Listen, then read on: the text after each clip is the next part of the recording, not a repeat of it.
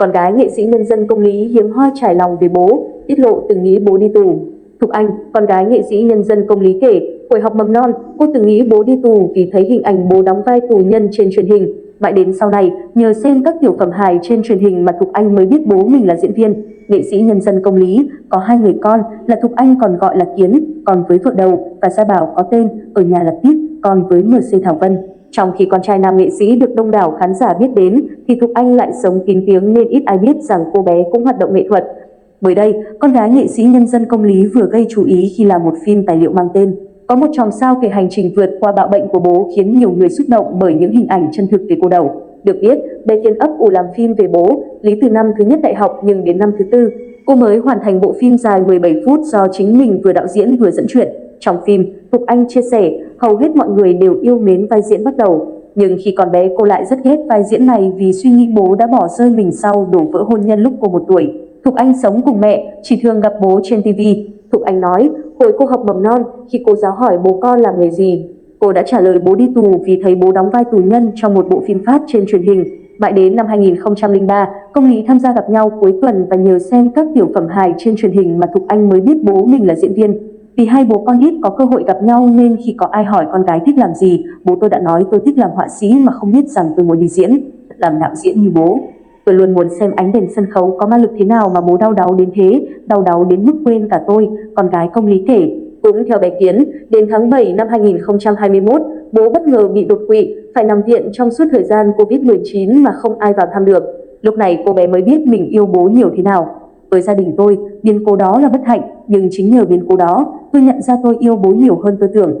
Tôi mới biết tôi cần bố nhiều ra sao và tôi sợ mất bố đến thế nào, Thục Anh tâm sự. Thục Anh khao khát được nhìn thấy bố trên sân khấu, được nghe bố mắng khi cô không vâng lời, được ngồi cùng quán nhậu với bố như hồi cô còn bé. Khi Thục Anh vào thăm bố ở bệnh viện, nghệ sĩ nhân dân công lý bật khóc nhưng không nhớ nổi tên con. Chồng bố khác lắm, ngay cả với đam mê của mình cũng không làm bố hứng thú. Bố không muốn gặp ai, không muốn đi đâu, không ai mời diễn. Bố không nói nhưng tôi vẫn cảm nhận được trong mắt bố nỗi sợ rằng mọi người sẽ lãng quên bố nhanh thôi, cô kể lại. Sau đó, Thục Anh nghĩ mình phải làm gì đó nên cô đã viết cho bố một lá thư. Tôi nói khán giả vẫn nhớ bố, đừng vì biến cố này mà buông xuôi tất cả. Vì khán giả cần bố và bọn con cần có bố. Thời gian sau, nghệ sĩ nhân dân công lý đã nhận lời làm phim Chồng cũ, Vợ cũ, Người yêu cũ, Dưới bóng cây hạnh phúc. Gia đình mình vui bất thình lình và mới đây là Trạm cứu hộ trái tim. Cùng với việc làm phim, nghệ sĩ nhân dân công lý dần hồi phục sức khỏe. Nam nghệ sĩ chăm chỉ luyện tập và đi Nhật để tiêm tế bào gốc. Những hình ảnh trong phòng trị liệu như tập đứng, tập đi của anh lần đầu được phát sóng khiến khán giả xúc động. Thục Anh tiết lộ, cô bé còn mời bố đi cà phê ngắm đường phố sau nhiều lần bị nghệ sĩ nhân dân công lý từ chối. Ai đi qua cũng nhận ra bố cô và đến hỏi han, động viên. Nhìn bố, cô mới nhận ra rằng tình yêu thật diệu kỳ. Thật tiếc khi tôi không thể lưu lại những khoảnh khắc khi bố còn khỏe, nhưng tôi tin chắc những kỷ niệm đó còn mãi trong ký ức của mỗi người.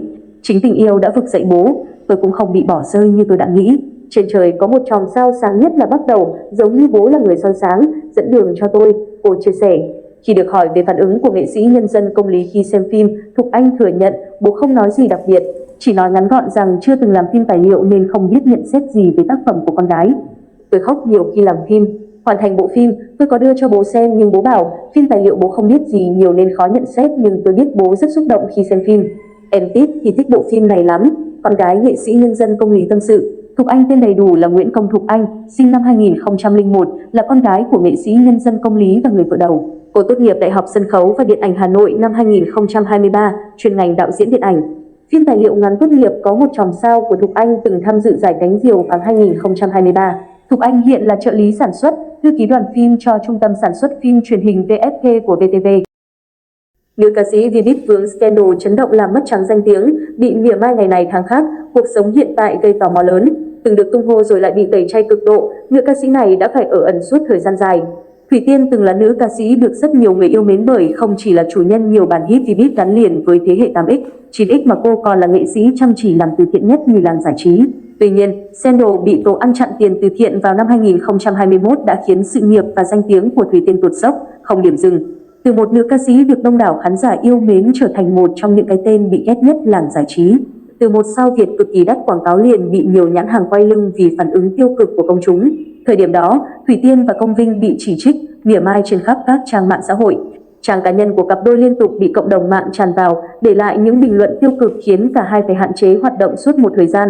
Từ năm 2022, Thủy Tiên đã bắt đầu có sự xuất hiện trở lại đều đặn hơn trên nền tảng mạng xã hội. Bất chấp những phản ứng tiêu cực, nữ ca sĩ vẫn cập nhật các hoạt động thiện nguyện của mình ở nhiều địa phương. Bên cạnh đó, cô cũng tiết lộ thêm về cuộc sống của gia đình mình sau vụ scandal lớn. Tháng 11 năm 2023, Thủy Tiên bất ngờ lấn sân sang mảng livestream bán hàng trên TikTok. Đáng nói là trong tất cả các buổi livestream của Thủy Tiên đều có đông đảo khán giả tràn vào để lại bình luận chỉ trích, mỉa mai cô. Thậm chí xuất hiện không ít bình luận tục tĩu, xúc phạm nặng nề đến nữ ca sĩ. Dù đã cố gắng làm ngơ trước phản ứng của cư dân mạng nhưng chỉ sau vài phiên livestream, Thủy Tiên cũng đã phải dừng công việc này. Đồng thời trong vài tháng gần đây, nữ ca sĩ gần như biến mất khỏi mạng xã hội. Clip gần nhất trên TikTok của Thủy Tiên được cập nhật vào tháng 11 năm 2023 và bài đăng gần nhất trên fanpage của Thủy Tiên là vào ngày 26 tháng 3 năm 2024. Kênh YouTube cũng bị đóng băng.